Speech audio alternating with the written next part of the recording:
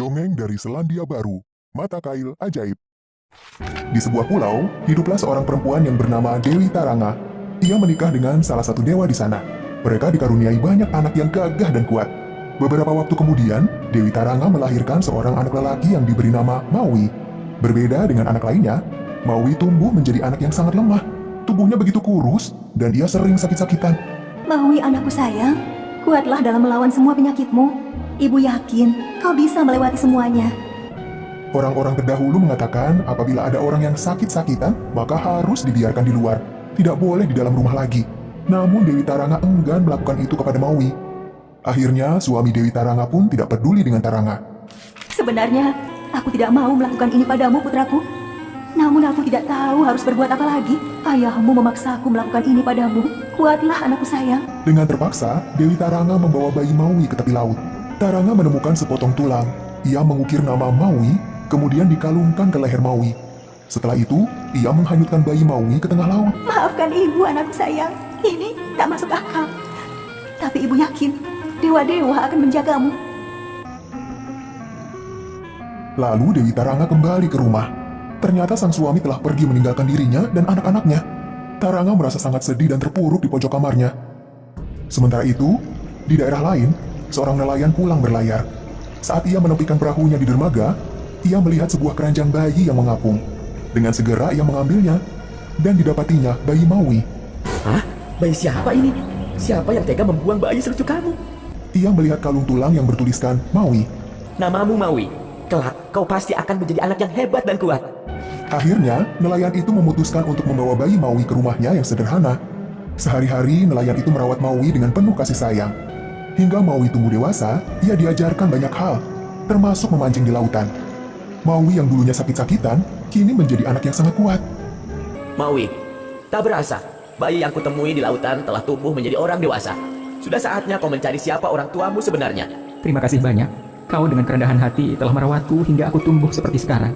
Ya, aku akan mencari kedua orang tuaku, tapi aku tidak akan pernah melupakanmu. Setelah berpamitan dengan nelayan baik itu, Maui langsung memulai perjalanan untuk mencari orang tuanya.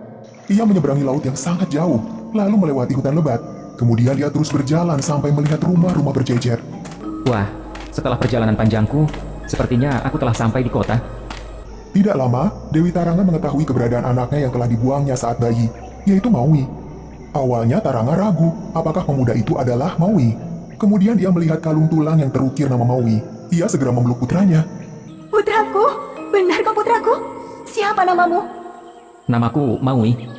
Benar, kau ternyata putraku. Kalungmu itu, aku yang membuatnya. Aku telah bertemu denganmu lagi, nak. Dewa telah menjagamu. Taranga kemudian mengajak Maui ke dalam rumahnya. Namun sayangnya, saudara-saudara Maui tidak menyukai keberadaan Maui. Mereka bersekongkol akan membuat rencana jahat yang mencelakai Maui. Anak-anakku, lihatlah, ini saudara kalian. Maui namanya. Ia yang selama ini ibu ceritakan dan rindukan. Kini ia hadir di hadapan kita semua. Bukan hanya gagah dan kuat, namun Maui adalah anak yang cerdas. Ia mengetahui rencana saudara-saudaranya itu. Pagi ini, Maui dan saudara-saudaranya akan pergi memancing bersama. Maui sudah bangun lebih pagi daripada saudaranya. Lalu ia bergegas pergi ke tepi hutan dan bersembunyi di perahu yang akan digunakan saudaranya memancing. Mereka pasti tidak akan mengajakku. Aku sembunyi saja di sini. Ini kan perahu yang akan mereka gunakan untuk memancing. Saat saudara Maui datang di perahu, ia tidak menyadari keberadaan Maui yang bersembunyi. Perahu pun dijalankan. Si Maui itu pasti masih tertidur pulas, dan ibu akan memarahinya karena ia menjadi orang yang malas. Tiba-tiba Maui keluar dari persembunyiannya. Hai kak, aku sudah di sini. Aku datang lebih dulu daripada kalian. Betapa terkejutnya saudara-saudara Maui, namun tidak ada yang bisa dilakukan karena itu sudah di tengah lautan. Kapal pun berlayar cukup jauh. Kata ibu, kau anak yang pintar. Berarti kau harus memancing lebih banyak. Ya, benar apa yang dikatakan kakak.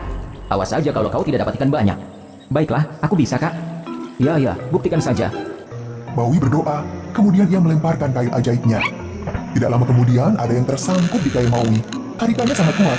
Maui dan saudara-saudaranya menariknya bersama-sama. Ini berat sekali. Kakak, tolong aku. Baiklah, akan kita tarik bersama-sama.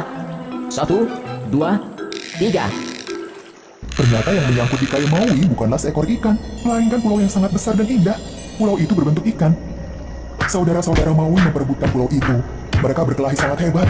Perkelahian itu membuat pulau yang ditemuinya retak menjadi dua. Karena sangat ketakutan, mereka pun meninggalkan Maui sendirian di pulau itu. Namun Maui tidak merasa sedih. Ia justru senang saudara-saudaranya meninggalkannya. Karena Maui akan membuat pulau baru di situ, yang diberi nama Selandia Baru.